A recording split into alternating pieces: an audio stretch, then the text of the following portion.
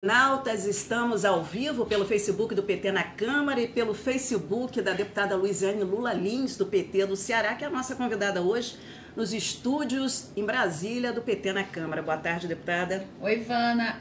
Aí a todos os internautas que estão acompanhando agora nosso Facebook do PT na Câmara. Nós estamos aqui para conversar com vocês um pouco de política, que a Ivana vai conduzir aqui esse momento conosco. Bom, gente, para participar, super simples. Basta fazer o quê? Dizer de onde você está nos acompanhando, compartilhar, curtir e fazer a sua pergunta à Luiziane. E a gente, Luiziane, começa a falar sobre... Aliás, antes de eu começar a falar com você, a gente vai situar, né, o internauta que não assistiu e aquele que assistiu também, o que aconteceu nessa terça-feira, né? Integrantes da Comissão de Direitos Humanos e Minorias da Câmara dos Deputados, presidida pelo deputado Luiz Lula Couto da Paraíba, foram impedidos de vistoriar as instalações da Superintendência da Polícia Federal em Curitiba, onde o ex-presidente Lula é mantido preso político desde o dia 7 de abril. Uma arbitrariedade da juíza Carolina Lebos, da 12ª Vara Federal, que tem a custódia do presidente Lula. E foi denunciada por vários deputados do PT. A gente vai assistir agora 2 vídeos, um deles da Maria do Rosário, Maria Lula do Rosário, do PT do Rio Grande do Sul, e outro do Marcon, que é o vice-presidente do colegiado. Vamos lá, Gabriel.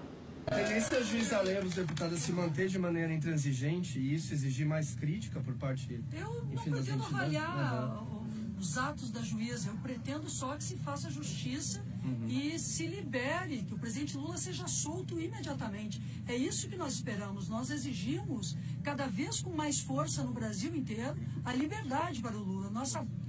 O que nós buscamos é o Lula livre, porque ele tem uma missão. O Lula é candidato a presidente da República e ele vai ganhar as eleições. Então é isso que nós não podemos aceitar neste momento.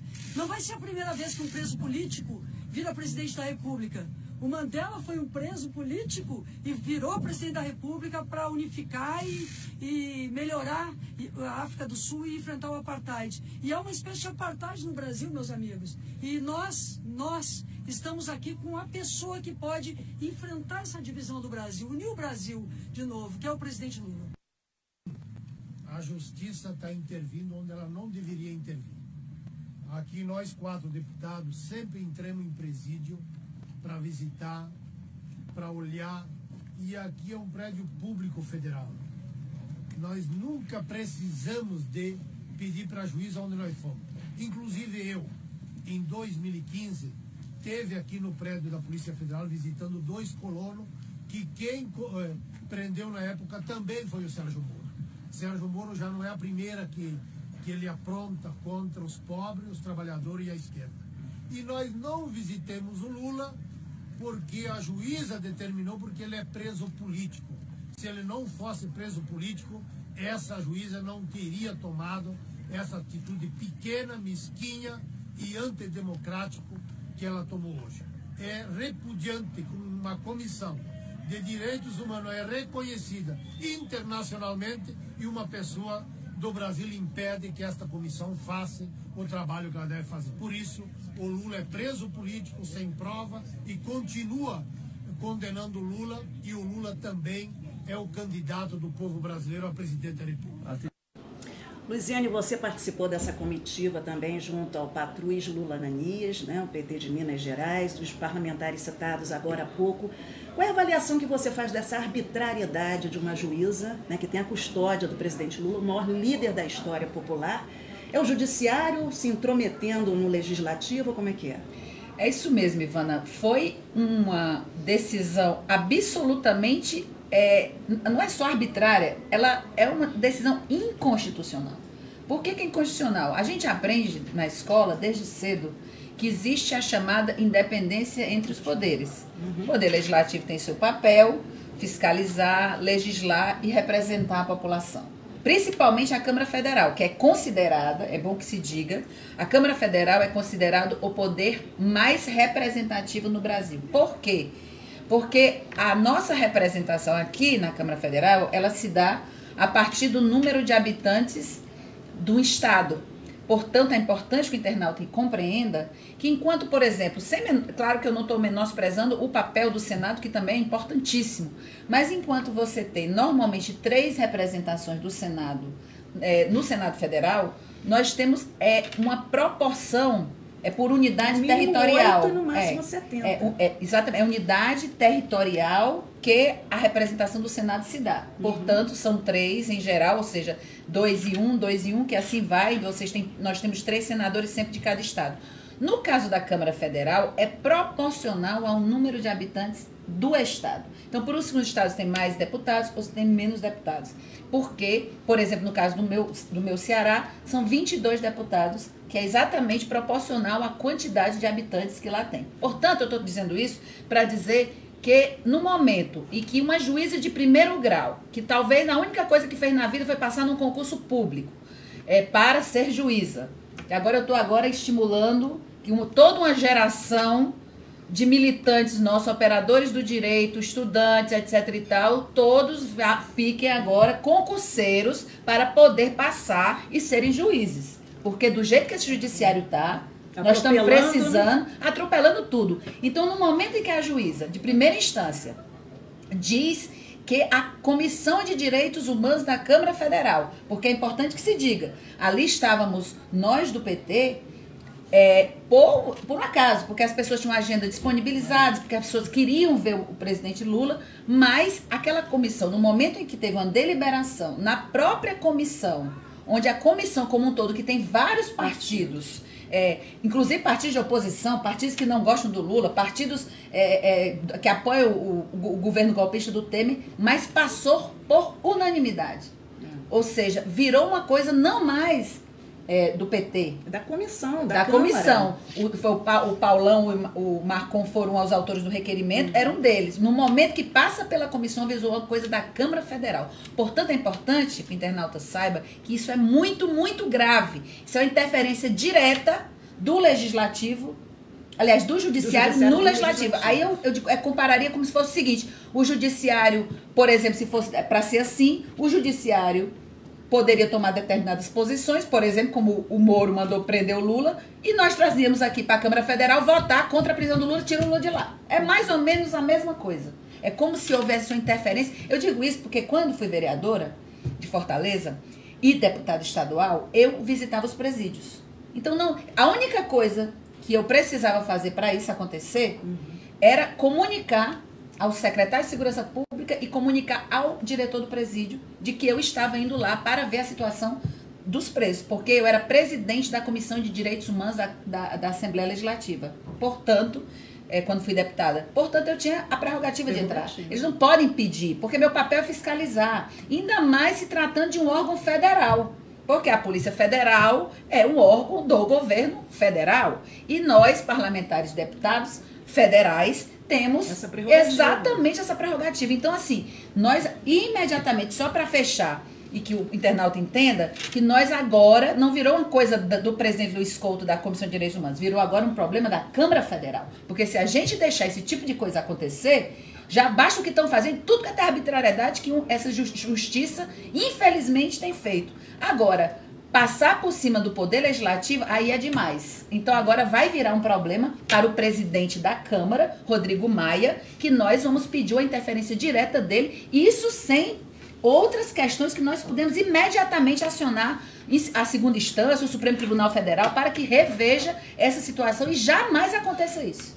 Bom, vamos relembrar também, Luziane, que não foi só a Comissão de Direitos Humanos e Minorias, mas foi uma comissão também externa, que foi aprovado o requerimento também, cuja comissão é liderada pelo líder do PT na Câmara, deputado Paulo Lula Pimenta, do PT do Rio Grande do Sul, que também foi impedida. E nesse mesmo contexto, a Comissão de Direitos Humanos do Parlamento do Mercosul, Parlasul, que foi proibida de fazer essa vistoria. Então você vê como é que fica a situação. Eu tenho dito, inclusive, que quando você está fazendo esse tipo de coisa, onde se quer a visita periódica do médico. Nós vimos vários deputados aí, quando estavam doentes, até aquele monstro daquele Abdel Maci, aquele médico monstro que estuprou dezenas de mulheres, quando estava doente, saía da cadeia para ir se tratar no hospital. E não foi nem esse o pedido da defesa do presidente Lula. Era que o médico pudesse ir até a ele, porque é o médico que acompanha sistematicamente os exames de rotina. O presidente Lula tem 72 anos, de idade, então ele sistematicamente ele faz os exames, o médico conversa com ele. Quando essa juíza proíbe o médico do presidente de fazer uma visita médica ao próprio presidente, não é grave, isso é tortura. Na verdade, é um outro tipo de tortura. A tortura do isolamento. Né?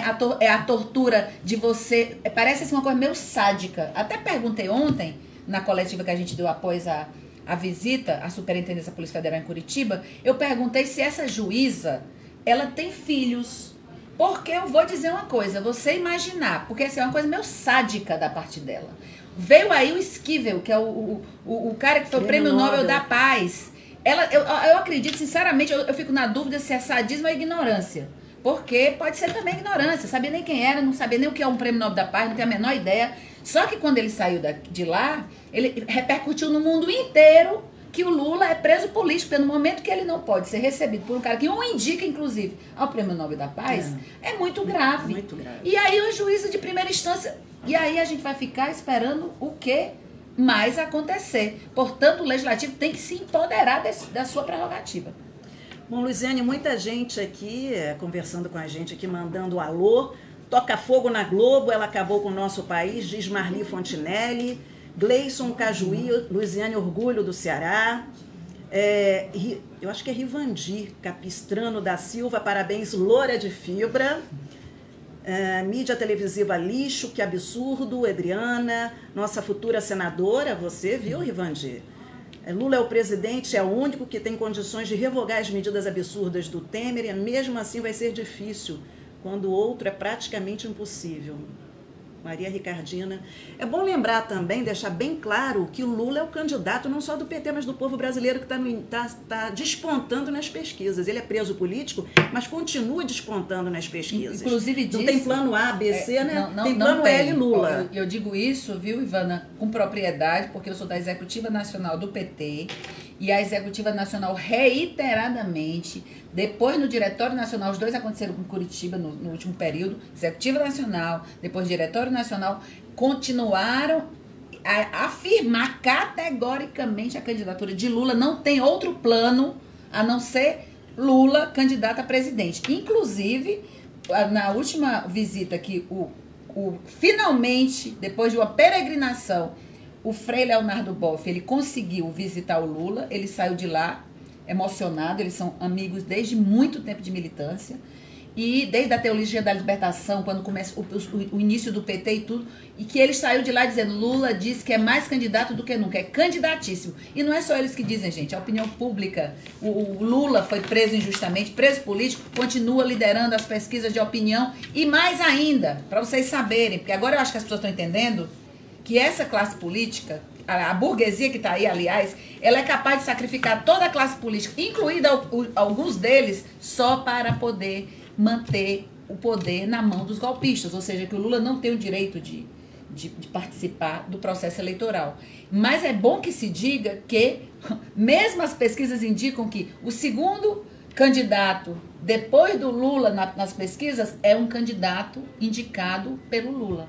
Portanto, é esse o pavor, o terror para a burguesia brasileira. Então, Lula é candidato e nós vamos manter a candidatura dele e o povo brasileiro vai eleger Lula presidente da República em 2018.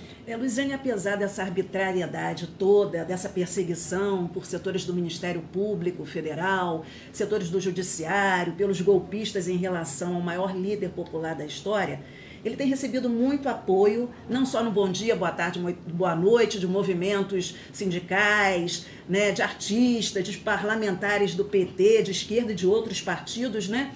A gente vê também muita gente escrevendo carta. Você escreveu a sua carta para o presidente Lula? Escrevi minha cartinha. Nós fizemos lá uma atividade na Praça do Ferreira, em Fortaleza, inclusive o nosso mandato, onde nós fizemos uma barraca e chamamos as pessoas, assim como outros locais fizeram, a turma de Recife fez, isso aí foi fantástico. Só para você ter uma ideia, em 1h30, nós tivemos a adesão de 31 cartas que as pessoas sentaram para enviar ao presidente. Inclusive, as cartas, eu levei para Curitiba essas cartas já para o presidente. E a gente já sabe que o Lula, nesse período de tempo, em pouco, menos de um mês, que fez um mês agora da prisão, ele já recebeu mais de 10 mil cartas do povo brasileiro. Isso uma semana atrás.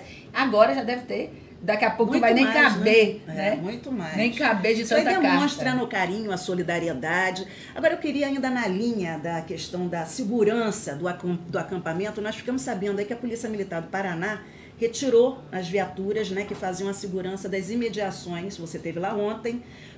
Qual é a leitura que você faz dessa atitude aí, que foi denunciada pelo presidente do PT do Paraná, o deputado Dr. Rosinho, o ex-deputado Dr. Rosinho? Para a gente chegar e entender esse procedimento da polícia, é preciso também dizer que já tivemos 2 atentados contra o acampamento.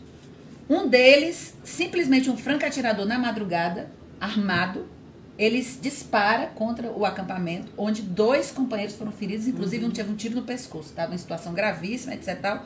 Parece que, graças a Deus, começa a se restabelecer, né? Hospitalizado. E a segunda coisa foi que um delegado simplesmente resolveu ter o disparate, ter a ousadia de adentrar a multidão. Você vê como nós estamos em clima de paz, viu? E quebrar o som que estava falando às pessoas que lá estavam. Ou seja, onde é que nós estamos? Aí eu quero dizer uma coisa, porque me chamou muita atenção, Ivana, também sou como jornalista, a gente tem um olhar apurado para essas coisas. Eu vinha vendo os grandes meios de comunicação, de uma forma geral, dizendo, o acampamento está acabando, está perdendo fôlego, etc e tal. E quando eu cheguei lá ontem, porque é bom que se entenda isso, o que foi que a Polícia Federal fez lá, a Superintendência da Polícia Federal fez? Obrigou, ou seja, não permitiu mais o acampamento nas imediações.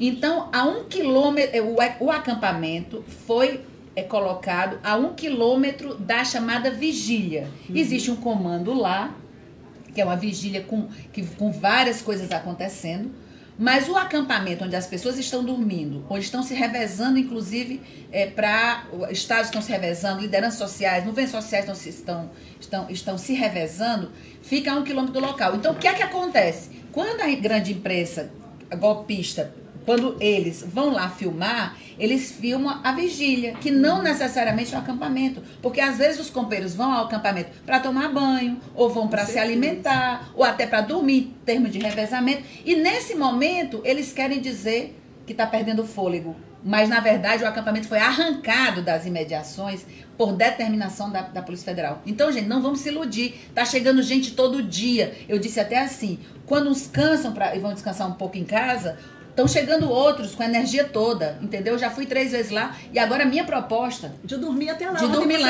De dormir lá. Eu acho que é simbólico, muito legal, sabe? Muito legal, a Ana Perugini fez isso. Sair daqui na quinta-feira para ir para lá, dormir no acampamento com a turma, acordar cedo, dar o bom dia Lula, dar o boa noite Lula. Eu acho que nós temos, enquanto parlamentares, também que estar presente que eu digo, não é só... a gente tem estado presente, mas a gente também dormir junto com os acampados. Lógico. Porque eu acho que aqui não é uma questão do Lula ou do movimento ABC ou D, é uma questão do Brasil. Então os deputados federais também têm a responsabilidade de poder reforçar esses que estão bravamente resistindo lá.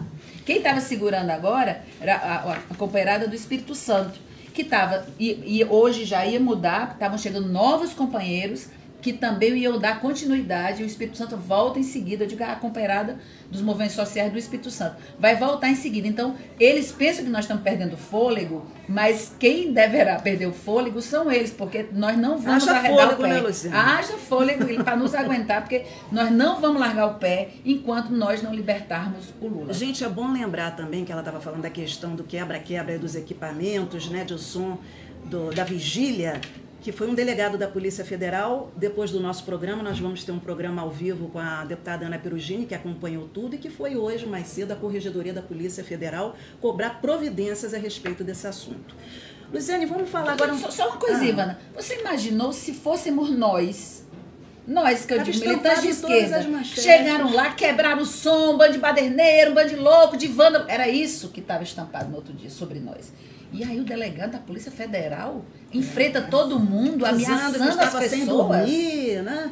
A alegação dele, né? Ameaçando, inclusive filmando. Eu tava vendo exatamente, ontem. Mas assim, o direito de falar, nós conquistamos duramente nesse país. E nós não vamos abrir mão. Portanto, ele bote uns fonezinhos de ouvido, bote umas musiquinhas para relaxar, porque de lá nós não vamos sair. Luiziane, vamos falar um pouquinho. Todo programa da mulher, esse aí é o programa da Mulher por Democracia e Direitos, que, graças a Deus, quase que semanalmente a gente vem conseguindo fazer. Portanto, você curta, compartilhe e comente. A gente vem falando também da atuação da presidenta eleita Dilma Rousseff, né? Ela denunciou o estado de exceção no Brasil, a prisão política de Lula no parlamento inglês, que também se dispôs dos parlamentares que a apoiaram a dar prosseguimento a essa campanha Lula livre. Sem dúvida nenhuma. Eu acho que ela tem cumprido um papel muito importante. Ela tem participado por várias instâncias no Parlaméricas, né, no Parlamento Europeu. E o que é mais impressionante é a solidariedade que o mundo vem, inclusive, dando ao presidente Lula e que não é registrado pelos grandes meios de comunicação daqui, infelizmente. Nós já tivemos manifestação na Índia a favor de Lula, nós já tivemos manifestações na China, nós já tivemos manifestações na Europa, na América do Sul, na Espanha, na Argentina. Vários países estão em defesa, entendendo que o Lula é um preso político, estão em defesa do Lula. Por quê? Porque a Europa, há um tempo atrás, amargou duramente a ditadura. E ela sabe o que é que significa o que está acontecendo no Brasil. Portanto, a maioria dos países europeus tem se colocado, e a presidente Lula tem feito um papel, a presidente Dilma tem feito um papel fundamental. Inclusive, eu tive presente, já até tratamos no outro programa, tive presente numa coletiva. Foi. Logo após aqueles atentados. É bom que se diga que a violência não começou agora por parte, né, da turma que é contra nós, começou há muito tempo, inclusive na caravana que o Lula fez no Rio Grande do Sul, quando com os tiros, que foi um horror, tiro contra jornalista, contra o ônibus, pedra, até chicote, é inacreditável. E nesse momento a presidente Dilma fez uma coletiva, eu fui para essa coletiva como membro da Executiva Nacional do PT, no Rio de Janeiro. Ela convidou toda a imprensa, e eu me lembro demais das palavras que ela começou. Ela disse: gente, primeiro eu quero agradecer toda a imprensa internacional que está aqui, e quero dizer que nós estamos recorrendo a vocês para ver se a gente sai desta bolha que estamos colocados aqui na maior parte da imprensa brasileira. Portanto, nós temos que denunciar, porque houve um atentado contra a nossa caravana, e eu queria muito que a imprensa internacional divulgasse, porque isso aqui está quase sendo abafado. Então, assim, isso mostra como ela está engajada, né? Inclusive aproveitar, Ivana, para convidar, se eu não me engano não é hoje o lançamento do filme, né? Hoje, às 19 horas no Cine Brasília, né? O filme que exatamente relata, né, o chamado processo, que relata todo o processo do golpe acontecido no Brasil. Todos estão convidados, vai ter lançamento nas principais capitais, e eu acho que é importante as pessoas entenderem todo o processo do golpe, e o filme eu acho que é bastante didático para isso. Bom, a gente vai continuando o programa. Esse é o programa Mulher por Democracia, Mulheres, né? Por Democracia e por Direitos. Luiziane, agora vamos mudar um pouquinho de assunto. A gente já falou com violência, agora é uma outra violência também, que é a violência contra a mulher. Você é relatora da Comissão Permanente Mista de Violência contra a Mulher do Congresso Nacional, né? Para o pessoal entender bem, desde 2015. E hoje vai acontecer, daqui a pouquinho, 2h30 uma audiência sobre guarda compartilhada. Eu queria que você falasse como é que as pessoas podem participar, quem vai participar. Olha, essa audiência foi aprovada através de um requerimento nosso. A comissão abraçou essa audiência.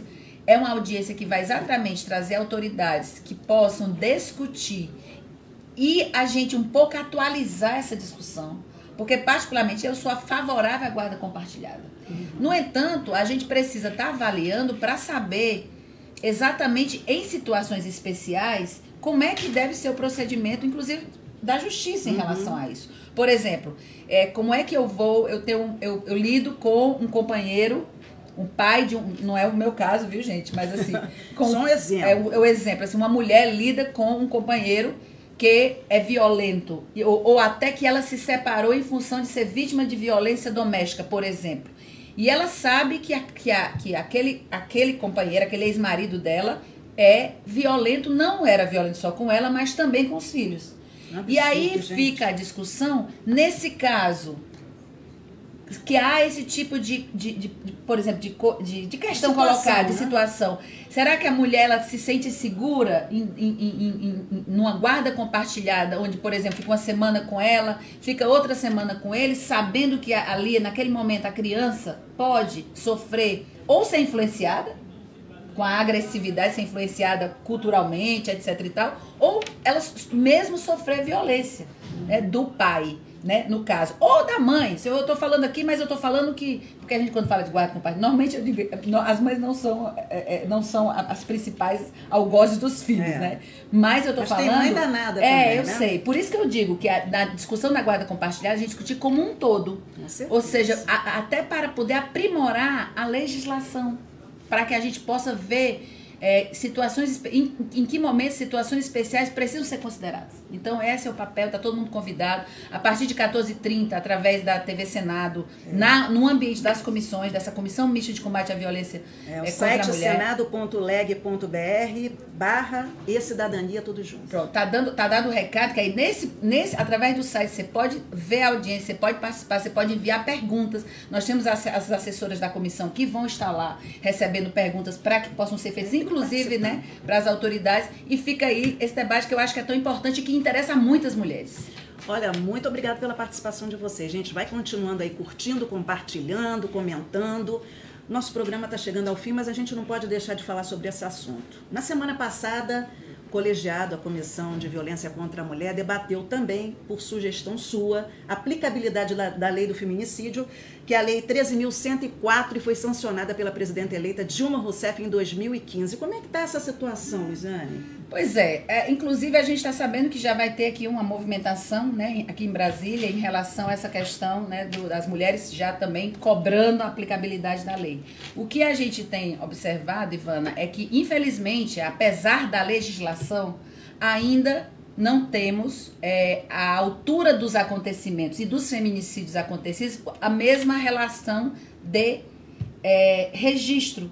Aquilo que eu digo, muitas são subnotificadas porque muitas vezes o delegado encarregado do caso, ele não entende como feminicídio, muitas vezes o assassinato das mulheres, às vezes pelos companheiros, enfim, quer jogar na vala comum dos chamados homicídios. Portanto, a gente quer e vamos continuar junto na comissão, nós vamos fazer outros debates sobre isso, porque nós estamos esperando que os estados como um todo nos informem, nem todos mandaram, os estados como um todo nos informem quantos homicídios, ou seja, quantos crimes qualificados como feminicídios aconteceram de estado por estado, para a gente saber se de fato a lei está sendo aplicada, porque no Brasil o problema não é lei, é o cumprimento delas, porque lei tem para tudo. Tem lei Maria da Penha, vou até lhe dar um outro exemplo, que não é diretamente uma violência física, mas não deixa de ser uma violência simbólica no Sistema Único de Saúde. Por exemplo, desde 2013, subscrevi inclusive um requerimento da deputada Flávia, do PDT, onde ela, agora na Comissão da Mulher, onde ela solicita uma audiência pública para debater os casos onde o Sistema Único de Saúde não está fazendo as chamadas cirurgias reparadoras depois de uma situação de pós-câncer de uma mulher. Desde 2013, existe uma lei que foi sancionada pela presidenta Dilma, garantindo que a cirurgia reparadora da mama, após a retirada por conta de câncer, ela é obrigatoriedade do SUS, inclusive da melhor forma possível. Não é considerado, como se quer dizer, apenas uma intervenção de cirurgia plástica, chamada cirurgia reparadora. É obrigatório no SUS, mas a gente tem informação, e daí é o debate, de que somente 20% das mulheres mastectomizadas, ou seja, que perderam o seio em função de um câncer de mama, só 20% de fato são aceitas para fazer a cirurgia reparadora. E isso não deixa de ser uma violência simbólica grave contra as mulheres. No psicológico, né? Exatamente. Portanto, nós vamos debater para também exigir que nós saibamos exatamente os motivos que o SUS alega para não fazer as cirurgias reparadoras em 80% das mulheres que são mastectomizadas, ou seja, que perderam a mama em função do câncer. Então, é outra violência. Você vê como a gente é o dia todo, né? A liberdade é uma coisa que a gente tem que reafirmar e conquistar todo dia. Né? Bom, por falar em feminicídio, nesse sábado, 12 de maio, às 2 da tarde, na EQNO, setor 13/15, em Ceilândia Norte, que é uma cidade satélite aqui em Brasília, acontece a marcha contra o feminicídio com o tema Não à Violência contra as Mulheres. E lembrando aí, vai ter um culto ecumênico em memória de Jéssica, a Jéssica Lainara da Silva, que foi assassinada no dia 4 de maio pelo ex-namorado policial militar Ronan Menezes do Rego.